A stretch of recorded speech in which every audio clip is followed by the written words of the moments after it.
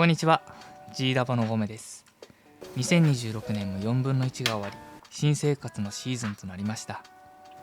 私自身生活に変化はないのですが、前回のデスクツアーからデスク環境がだいぶ変わりましたんで、導入してよかったアイテムを中心に紹介していこうと思います。普段から仕事や趣味でかじりついてるデスク、欲しくて買って実際に導入してみたらそのまま一軍入りしたオールスターズばかりなんで、ぜひ参考にしてみてください。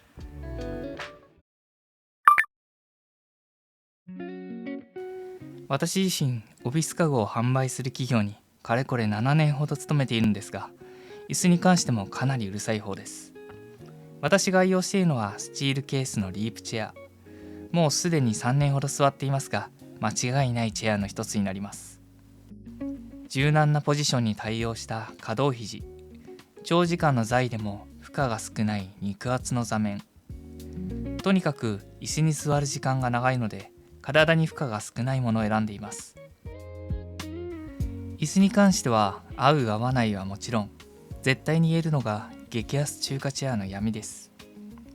毎日座るのにケチって5000円でチェアを買っても、半年やそこらで体にガタが来て結局ゴミになってしまいます。粗大ゴミに出すのも1000円前後かかるかと思います。2万円台でも十分実用に耐えうる椅子はありますので、デスク作業が多い方は体をいたわってあげてください。椅子は実際に座ってみるのが一番ですが、私は座面がファブリックのものを推奨します。理由はそのうち椅子特集で動画を上げて説明いたします。デスクが手狭になり、嫁ちゃんの PC も天板にマウントすることにしました。私のお下がりを渡し、どうせなら新しいものを発掘しようと思って購入したのがこのワールドリフトの吊り下げスタンドです。 PC を床置きするとホコリを底面から吸い上げてしまいますし、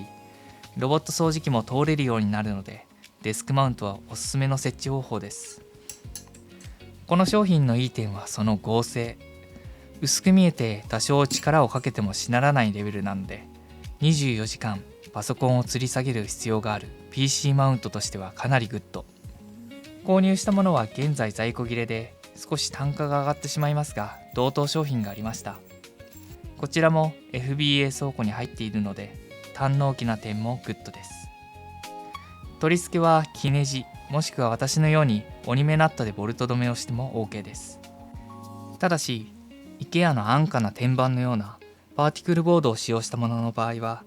荷重がかかり続けた際に抜けてしまう恐れもあるので非推奨です。前回の比較動画でも出したカントの SP9、 これまでのデスク周りの買い物でトップ3に入るレベルで満足度が高い商品です。この価格帯で配線を支柱の中に隠せるのは本当にこれだけじゃないでしょうか。粉体塗装の品質がかなり高く、ホワイトの色味も完璧。全人類に勧めたいレベルの名作だと思っています。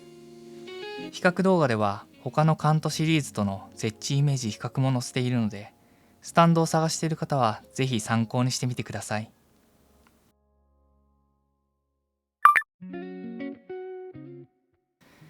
動画では初紹介ですが、以前からご好評いただいているディールレグのロータイプが出ました。シェルフ下の空間が 80mm になり、よりシンプリストな方に試していただきたい設計です。細かい部分のアップグレードも反映されています。また最近発売したモジュライナーも拡張ツールとして活用しています。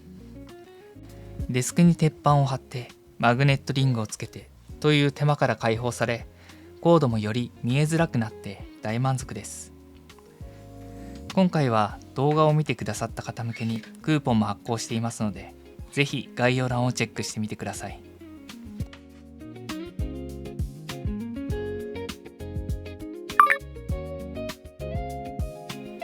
今更感はありますが、キークロンの M6 を購入しました。ロジクールから最新の MX4 も出ましたが、ポーリングレートが 125Hz だった点と、専用ソフトウェアを入れなければならない部分がネックになり、こちらを選びました。私の本命マウスは ASUS の MD301 というマウスで、国内発売を待つまでのつなぎのつもりでしたが、今ではかなりのお気に入りです。純正のソールはフェルトマット状での滑りが悪く、ガラスソールに張り替えて利用しています。滑りは改善され、長い付き合いになりそうです。しれっとメタルホイールを実装していたり、1000Hz 対応でマウスの挙動も非常に快適、質感も非常によく、つなぎで終わらせるにはもったいないマウスですね。最近日本語配列モデルも出たニューフィーのノード75のエイジモデルを購入しました。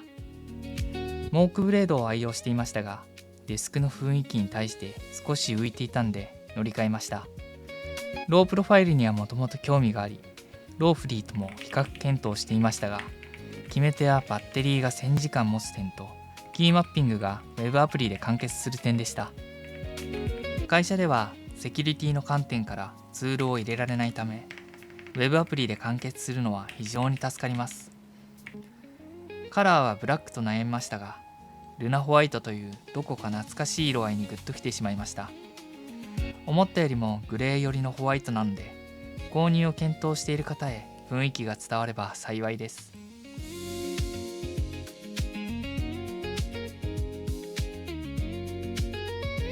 続いての紹介は、私がずっと愛用している 8BitDo のアルティメットの第2世代アルティメット2です。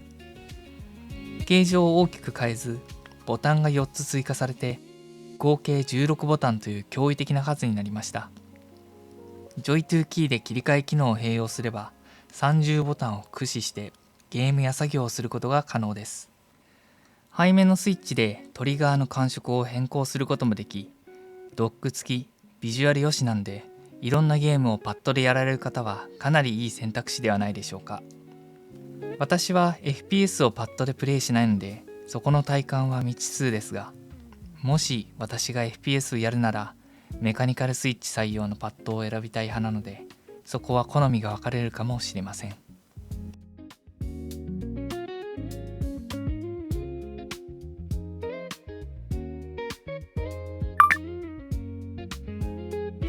小型の充電器で何かできないかと思い購入したユーグリーンの 30W モデル。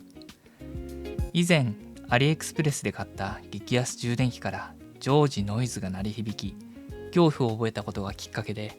寝室などの充電器は全て入れ替えました。ミニマルでいいのですが、プラグが折りたためないので、持ち歩きよりはベッドサイドなどの据え置き用としておすすめです。スマホの充電なら 30W で十分ですし、信頼できるブランドに入れ替えるのは精神衛生上もいいですね。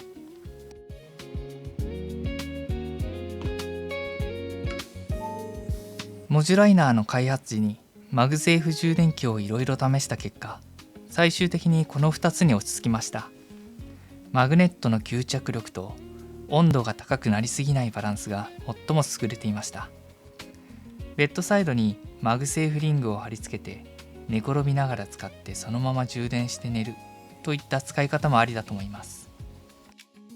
デスクの雰囲気に合うものを探してたどり着きました。学生時代からの癖で、作業を始めると食事も忘れて没頭してしまうので、45分作業、15分休憩のサイクルで使っています。導入前はアプリでいいじゃんと思っていましたが、スマホを持つと無限に X を見る呪いが発動してしまうので、スマホとデスク作業を物理的に切り離したいタイプには、この強力マグネットでどこにでもくっつくタイマーが本当におすすめです。最近お香にはまっており、キャンプはやらないのですが、このスチールボディのシルエットにビビッときました。高温タイプ用なんで線香タイプは使えませんが、キャンプグッズなんでスチールでできており、非常に堅牢な作りです。煙突から煙が出るギミックが最高で、間接照明と合わせれば夜のデスクの満足度が格段に上がります。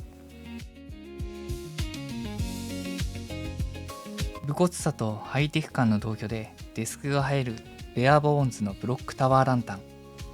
落ち着いた優しい光で照らしてくれるので、睡眠前のデスク作業が心地よいものに変わりました。一番弱い光なら100時間持つというスタミナも驚異的です。銅と真鍮のパーツ、そしてこのスイッチ、まさに自分へのご褒美でした。光の強さも無段階で調整が可能で、一番強い光はさすがのキャンプ用品。少し値段は張りますが、毎日眺めるものなので満足感はかなり高めです。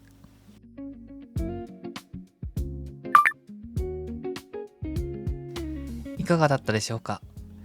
今回は大きく環境が変わりましたが、どれも自信を持って選んだ満足度の高いアイテムばかりです。ただ物欲はまだまだ尽きず、 Amazon のカートは常に賑わっています。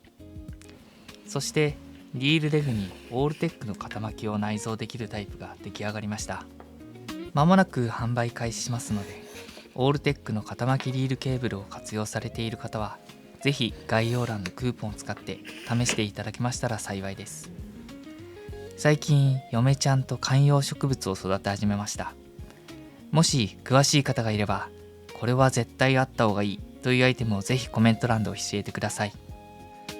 今回の内容が皆さんのデスク環境づくりの参考になれば幸いです。それではまた次の動画でお会いしましょう。G ラボのゴムでした。